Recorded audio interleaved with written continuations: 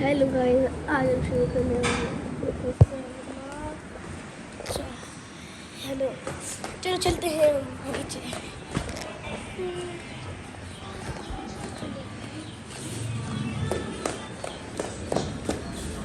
या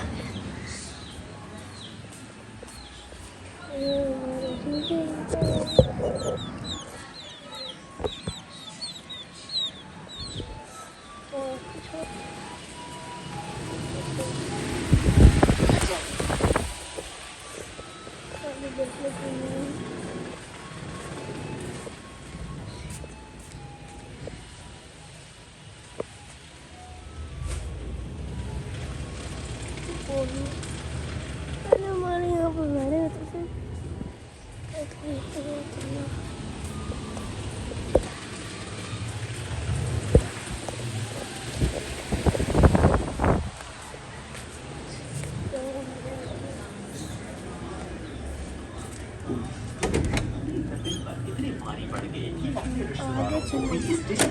ये राफा खुरम एक सीक्रेट मिशन आया जिसमें कुछ ऑफिसर्स को काशी के ससुराल के एक फंक्शन में सिविल जैसे ही काशी फंक्शन में आया, इन्होंने सीधा इस पर फायरिंग शुरू कर दी। पुलिस वालों ने इसके सर में इतनी गोलियां मारी कि इस गैंगस्टर की वहीं पर मौत हो गई। फिर काशी खुद तो मर गया, लेकिन सालार भटिया के लोग आज भी इसके नाम से कांपते हैं। ये बंदा पाकिस्तान के सबसे बड़े क्रिमिनल्स में से एक था।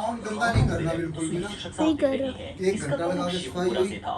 ये तेरे जिम्मे है उस खानदान में सबको कंट्रोल करना। सदियों से ही दुश्मनी के नाम पर कत्लो गारत चलती आ रही थी। जब खानों ने होश संभाला तो ये भी उसी दुश्मनी में शामिल हो गया और असली आखिर की पहचान बन गया। इन्होंने बेदर्द लोगों को कत्ल किया, लेकिन आखिर में ये खुद पकड़े गए और अदालत ने खानों को मौत की सजा सुना दी।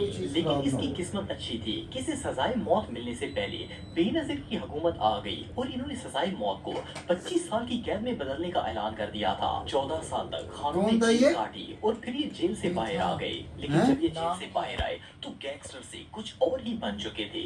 जेल के अंदर रहकर इन्होंने अल्लाह से इस कदर लॉ लगा लिए कि बाहर आने के बाद इन्होंने न सिर्फ अपने गांव बल्कि आस-पास के 40 गांव में इस्लामी कानून नाफिज करने का ऐलान कर दिया। पहले खानों की दहशत के बारे में पता तो सबको ही था, लेकिन कोई ये नहीं जानता था कि इनका इस्लामी रूप ऐसा होगा।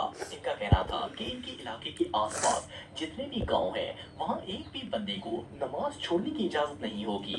अगर कोई शख्स गलती से भी एक वक्त की नमाज छोड़ देता तो उसे सख्त तरीन सजा दी जाती थी। सिर्फ इतना ही नहीं, बल्कि इन्होंने मंशियात फरोशी पर भी पाबंदी लगा दी और 40 के 40 गाँव में इसके नुमाइंदे मौजूद थे। और अगर कोई मंशियात लेता या देता हुआ पकड़ा जाता तो उसे सीधा गोली मार दी जाती थी। खानों की दहशत गाँव में कोई मंशियात का नाम तक नहीं